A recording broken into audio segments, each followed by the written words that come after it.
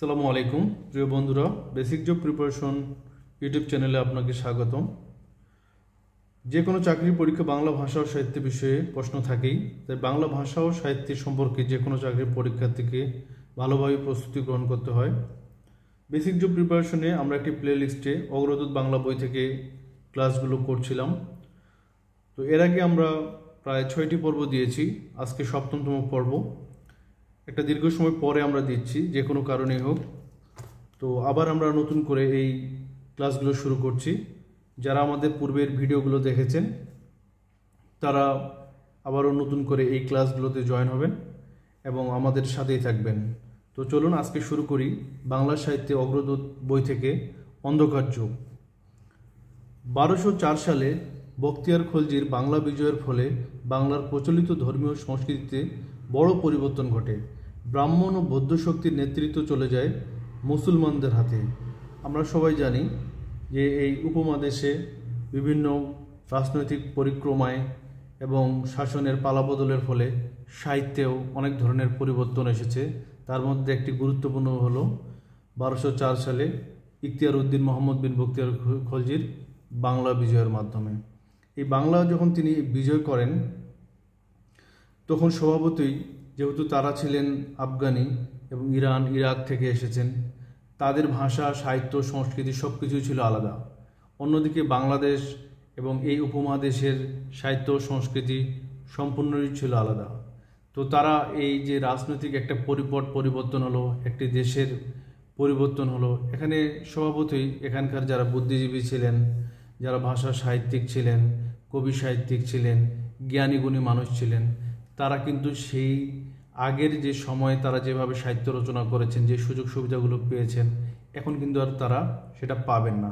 এবং প্রায় বলা চলে এই 1201 থেকে 1350 প্রায় 150 বছরের মধ্যে তেমন কোনো গুরুত্বপূর্ণ সাহিত্য এই বাংলা ভাষায় রচিত হয়নি। তার একটি কারণ এই বখতিয়ার খলজির বাংলা বিজয়ের মাধ্যমে। তখন অবশ্যই একটা রিফর্ম চলছিল, একটা সংস্কার চলছিল এবং অনেকেই ভয়ভীতি পাওয়ার ফলে এই দেশ থেকেই চলে গেছেন, তারা নেপালে চলে গেছেন। আমরা জানি যে চর্যাপদ নেপালে আবিষ্কার হয়েছে। এর একটি উল্লেখযোগ্য কারণ যে সেই সময় যারা চর্যাপদ রচনা করেছিলেন বা চর্যাপদের যারা লালন করেছিলেন তারা কিন্তু এই বাংলায় ছিল না, তারা চলে গিয়েছিলেন নেপালে। তো এখানে একটি আমরা রিডিংগুলো পড়ি, পড়ার ফাঁকে ফাঁকে আমরা কিছু কথাবার্তা বলবো। তো এখানে বলছে যে ব্রাহ্মণ ও বৌদ্ধ শক্তির নেতৃত্ব চলে যায় মুসলমানদের হাতে। নেতৃত্ব পরিবর্তন সাময়িকভাবে সৃষ্ট এই বিমূঢ় অবস্থার প্রেক্ষিতে তেমন কোনো সাহিত্যের সন্ধান পাওয়া যায়নি। তাই ঐতিহাসিকদের মতে এই সময়টাকে অন্ধকার যুগ বলে। বাংলা সাহিত্যে অন্ধকার যুগের ব্যক্তিগত এখানে প্রশ্ন দিয়ে দিয়েছে, দেখেন 1201 থেকে 1350 তুর্কি শাসন আমল। তাহলে বোঝা যাচ্ছে যে ইখতিয়ার উদ্দিন মোহাম্মদ বিন বখতিয়ার খলজি তুর্কি ছিলেন। 1201 থেকে 1350, 150 বছর। এই 150 বছরে তেমন কোনো সাহিত্য রচনা হয়নি। অন্ধকার যুগের সাহিত্যকর্মগুলো কি কি? প্রাকৃত পৈঙ্গল, এটি ত্রয়োদশ শতকে প্রাকৃত ভাষায় শ্রী হর্ষ রচিত গীতকবিতার মহাসংকলন, যা অন্ধকার যুগের প্রথম সাহিত্যিক নিদর্শন। প্রাকৃত পৈঙ্গল অন্ধকার যুগের প্রথম সাহিত্যিক নিদর্শন, এটা মনে রাখবেন। শূন্য পুরাণ, এটি রামাই পণ্ডিত রচিত 51টি অধ্যায় সম্বলিত সংস্কৃত ভাষায় গদ্য পদ্য মিশ্রিত চম্পক কাব্য। শূন্য পুরাণ কে লিখেছেন? রামাই পণ্ডিত। শূন্য পুরাণ কে লিখেছেন? রামাই পণ্ডিত। কয়টি অধ্যায় রয়েছে? 51টি অধ্যায় রয়েছে। কয়টি অধ্যায় রয়েছে? 51টি অধ্যায় রয়েছে। এবং এটি সংস্কৃত ভাষায় রচিত। কোন ভাষায়? সংস্কৃত ভাষায়। কে লিখেছেন? রামাই পণ্ডিত। কি লিখেছেন? শূন্য পুরাণ। কয়টি অধ্যায়? 51টি অধ্যায়। এর মূল নাম পাওয়া যায়নি, তাই নগেন্দ্রনাথ বসু রামাই পণ্ডিতের ভূমিকায় পাওয়া শূন্য পুরাণ অনুসারে এর নাম রাখেন শূন্য পুরাণ, বা এতে শূন্যময় দেবতা ধর্মঠাকুরের পূজা পদ্ধতির বর্ণনা আছে বলেই এর নাম রাখা হয় শূন্য পুরাণ। নিরঞ্জনের রুষ্মা বা নিরঞ্জনের উষ্মা এ কাব্যের অংশবিশেষ। নগেন্দ্রনাথ বসু 3টি পুঁথিপাত সংগ্রহ করে শূন্য পুরাণ নামে বঙ্গীয় সাহিত্য পরিষদ থেকে এটি প্রকাশ করেন। বঙ্গীয় সাহিত্য পরিষদ। এ গ্রন্থ বৌদ্ধদের শূন্যবাদ এবং হিন্দুদের লৌকিক ধর্মের মিশ্রণ ঘটেছে। এ গ্রন্থের অন্তর্গত নিরঞ্জনের উষ্মা বা নিরঞ্জনের উষ্মা কবিতায় এ ব্রাহ্মণ্য শাসনের বদলে মুসলিম শাসনের প্রচলনের পক্ষে মনোভাব ব্যক্ত হয়েছে। শেখ শুভদয়া। অন্ধকার যুগের আরেকটি নিদর্শন হল শেখ শুভদয়া। রাজা লক্ষণ সেনের সভাকবি হলায়েত মিশ্র সংস্কৃত ভাষায় গদ্যপদ্যে চম্পু কাব্য প্রায় 25টি অধ্যায়ে এটি রচনা করেন। শেখ শুভদয় অর্থাৎ শেখের গৌরব প্রচারই এর মূল উপজীব্য। এ গ্রন্থে মুসলমান দরবেশের চরিত্র ও আধ্যাত্মিক শক্তির পরিচয় পাওয়া যায়। আচ্ছা, আমরা একটা জিনিস জানি যে যখন এই পট পরিবর্তন হলো, অর্থাৎ মুসলিমরা শাসন প্রতিষ্ঠা করলো, হিন্দু রাজা লক্ষণ সেন পরাজিত হলো, তো এই সময় দুইজন সভাকবি ছিলেন লক্ষণ সেনের, একজন হলো জয়দেব, আরেকজন হলায়েত মিশ্র।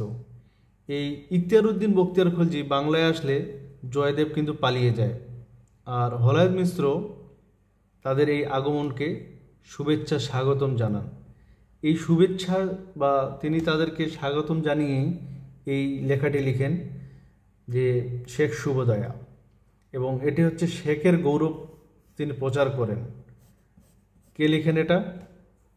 হলায়েত মিশ্র। তিনি কিন্তু পালিয়ে যাননি, তিনি এখানেই ছিলেন, এই বাংলাদেশেই ছিলেন, এবং তিনি তাদের শেখদের গৌরবকে অভিবাদন জানিয়ে তিনি লিখেন শেখ শুভদয়া।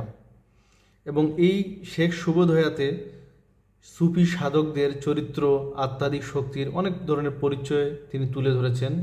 বিশেষ করে শেখ জালালউদ্দিন তাবরিজির রহমতুল্লাহ আলাইয়ের অলৌকিক ঘটনার মাহাত্ম্য এই শেখ শুভদয়ায় তিনি উল্লেখ করেছেন।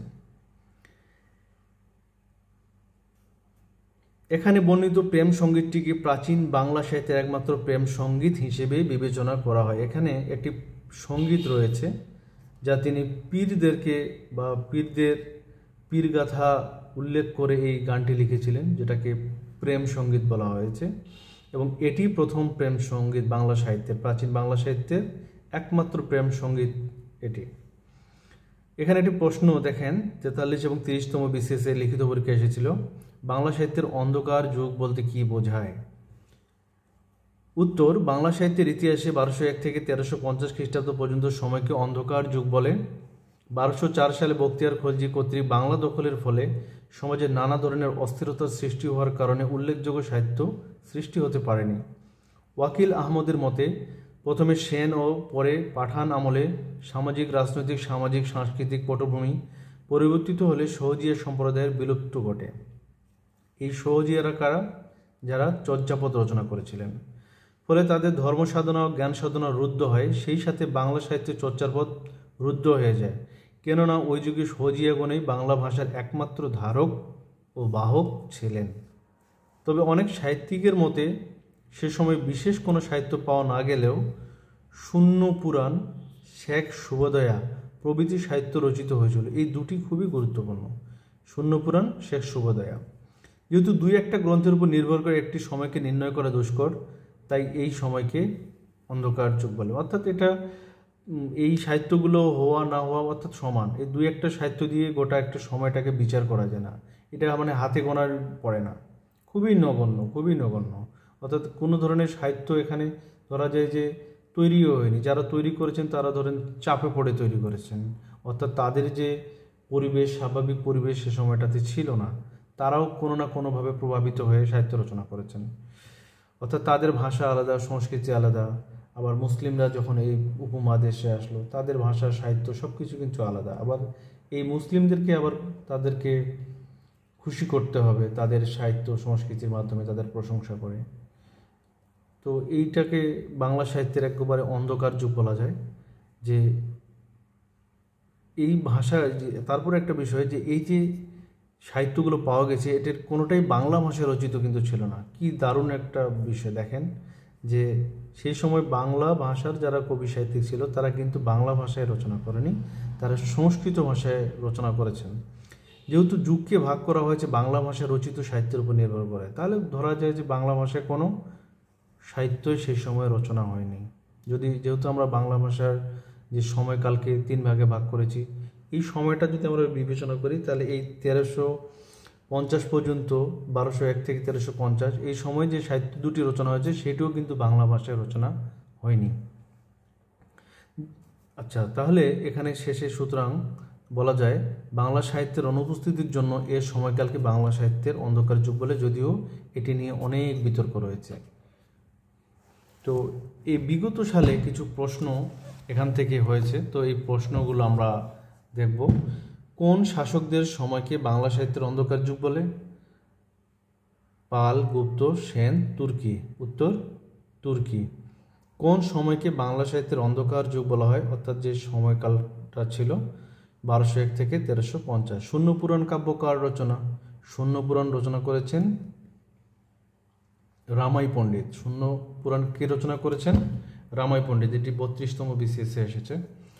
আধার যুগের রচনা বলা হয় কোনটিকে? আধার যুগের রচনা, আধার মানে অর্থাৎ অন্ধকার যুগের রচনা, প্রাকৃত পঙ্গল। ত্রয়োদশ শতকের সাহিত্যকর্ম কোনটি? মনসামঙ্গল, পদ্মপুরাণ, শূন্য পুরাণ, চন্দ্রাবতী। শূন্য পুরাণ। শূন্য